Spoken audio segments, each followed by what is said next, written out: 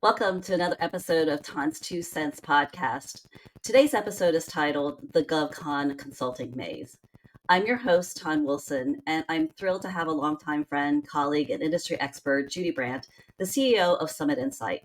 Judy, it's great to have you here. You've been helping companies win federal contracts since 1988, and your journey is nothing short of inspiring. And I know that you've faced some tough challenges like all of us, but through it all, you've learned the power of genuine human connections in business. So now you're on a mission to help others avoid the same pitfalls and succeed in the federal market. So tell our intellectuals a little bit about yourself. Hey, Tan, thanks for inviting me. I've never been in a room full of intellectuals before. It's very exciting. In my 36 years in GovCon, I've been a government buyer, a government contractor, an author, speaker, trainer, and a business consultant. I love the cycle of learning and teaching in both my personal and professional lives, and that makes it a joy to help people figure out their path to success in the federal market. I'm not a really good read the manual girl. I'm a hands-on, do your reps, learn it as Yep. we go kind of learner. And I'm a slut for personal attention. Here's what I mean. When I'm not doing GovCon, I'm a licensed instrument-rated private pilot. I'm a professional Mm, indoor rock climbing instructor. I'm a scuba diver. I'm not an adrenaline junkie. What it does mean is that you learn all of those things by having the best instructor that money can buy at your elbow, answering your questions and keeping your tuchus alive. And so that's also how I like to teach. And recent discovery, I have an ADHD brain, and apparently I'm not the only one in GovCon who Oh, does. no. There are so many moving parts in GovCon that brains like mine think that we're either at the best festival ever and at the same time we've just dropped into the seventh circle of hell. So those are a couple of things about me and what I love in GovCon. Yeah. No, all those activities and hobbies, though, do sound like you're an adrenaline junkie. So I beg to differ with you on that one. And I'm this an is explorer. I like to okay. explore and discover, and I like to help people do extraordinary things in ways that are safe. And Yeah. that's the what tells somebody that my experiences in real life track with the experiences I can give them in GovCon. Right. Exactly.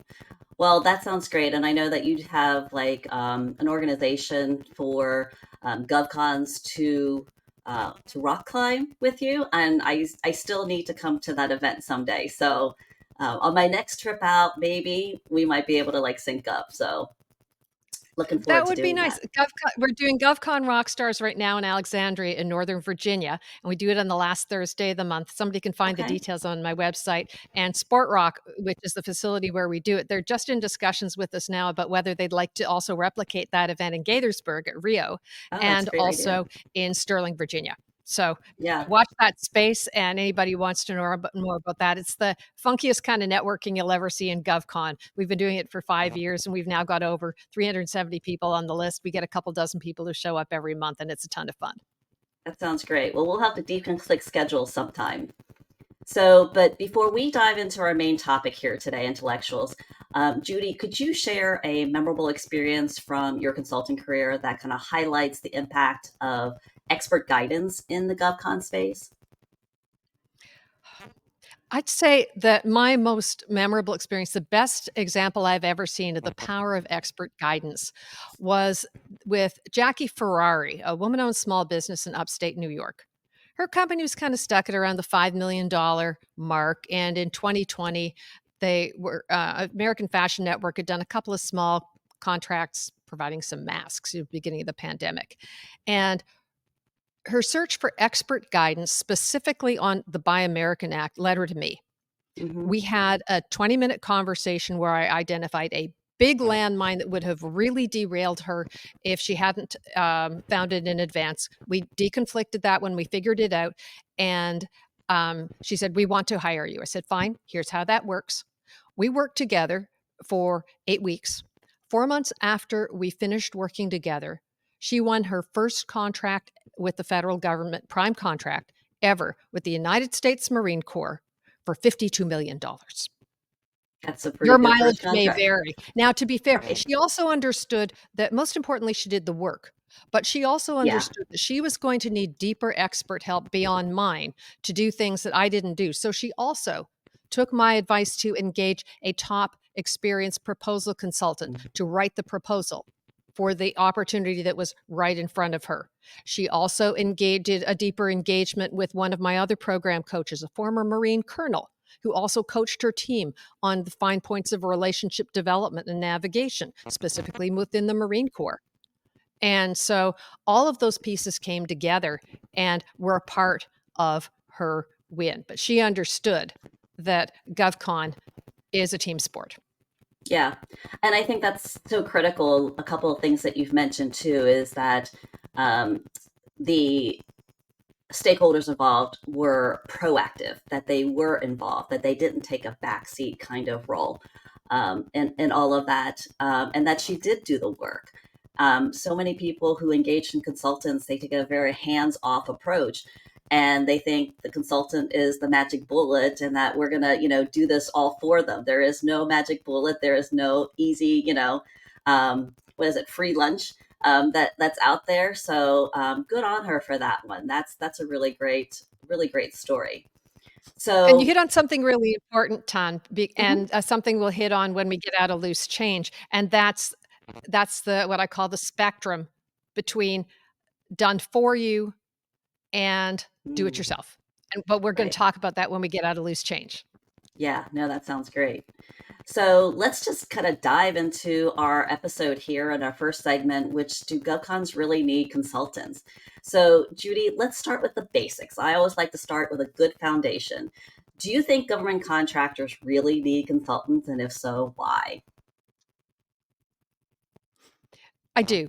And more broadly speaking, I think at one point or another, any business owner can look back on their experiences and go, oh, yeah, I had a mentor for this. I had somebody who helped me for this. I had somebody who helped me for that. So whether you seek them out as part of your plan from the get-go, or you look back and realize other people did help you, including paid consultants. Some of them will have been great choices. Others, why did I spend that money? That's life. If we could get back 10% of all the money we spent doing things that didn't work, we'd both be rich beyond the dreams of avarice. That's life. We learn from other people as well as from our own experience. Now, GovCon, I mean, you have many deep talents. So I'm rolling the dice when I ask this question.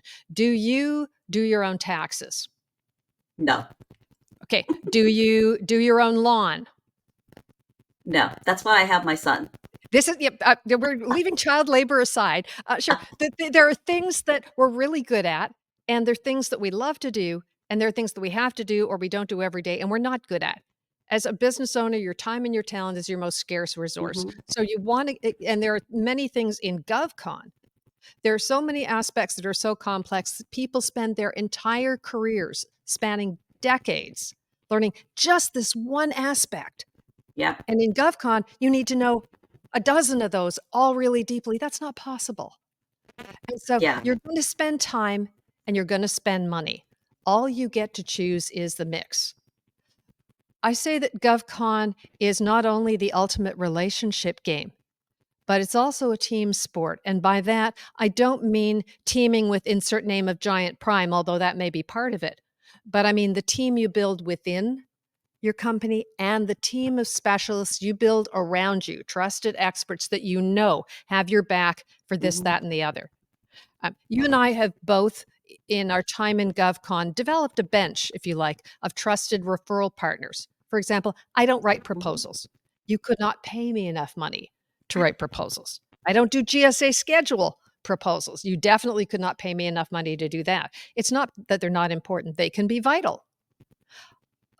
But I don't do those things well and would do an awful job if I tried.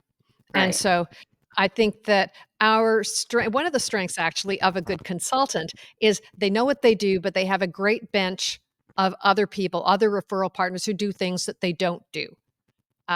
Beware the consultant who says they do everything. I do everything. Yeah. Yeah. If you do everything, then you do nothing. In the same way as when you're navigating the virtual assistant space, you quickly discover that there's no such thing as the Girl Friday anymore. You don't have a virtual assistant who does everything. You have to decide how many virtual assistants you want to handle and how they're packaged up.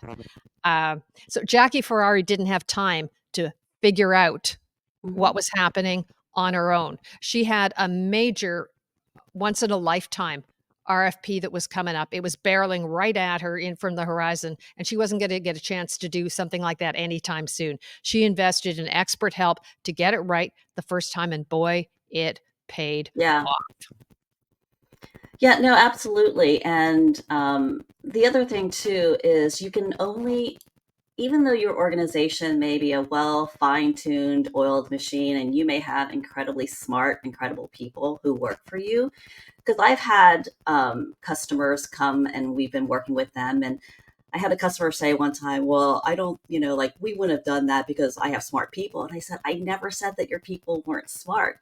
I'm just giving you a very different perspective on it. So when you hire a consultant, be prepared to hear maybe a counter argument or a different perspective, because we do have the luxury of seeing and having eyes and interactions within different organizations, whether it's size or the type of business, where we can kind of infuse those elements and those strengths to help you in some way or fashion.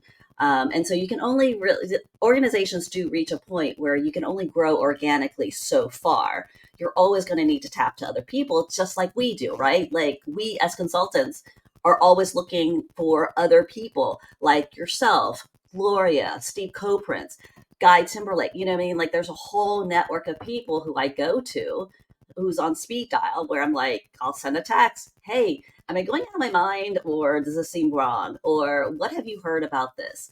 And so that's I think that's the other value that you don't intrinsically see sometimes, because it may not multiply, or the outcome may not be a, like if this then that. It is kind of helping you though along your path towards success. Yes, and uh, there is not only a complex business environment awash in literally thousands of Hmm. opportunities that are published every day, but the regulatory environment is also shifting every day.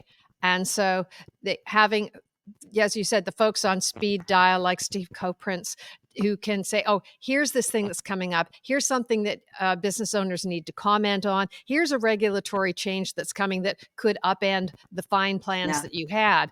And the ability to, I don't track that stuff every day, but the ability to have somebody else who can say, yep, this is going to matter to you, and here's how to tweak it, Yeah. saves, can keep us in our expert lane, but also have the benefit of being able to pivot, to adjust in real time, Hmm. and that's critical in this environment. Yeah, which is why I think a really good takeaway for this segment would be to make sure that you become a ferocious reader and a subscriber to key individuals, influencers, and subject matter experts on LinkedIn, because that, people are like, oh my God, Tanya, you're always on LinkedIn. I'm like, but that's where I get my information from, right? It's the LinkedIn is the professional version of Twitter. Twitter is kind of like, someone who's got ADD, and it is always, random topics. At least the people who are in my circle that I follow and that I read keep me up to date and up to speed. That's why everyone's like, Todd, you're like a freaking genius. How did you find this out? I was like, I subscribe to Steve Coprince, or, like Josh Duvall or whoever. And intellectuals, we're dropping names here. So again, totally unfiltered, which I think is going to be really helpful. I don't get paid by any of these individuals, but they're part of my circle and they should be part of yours too.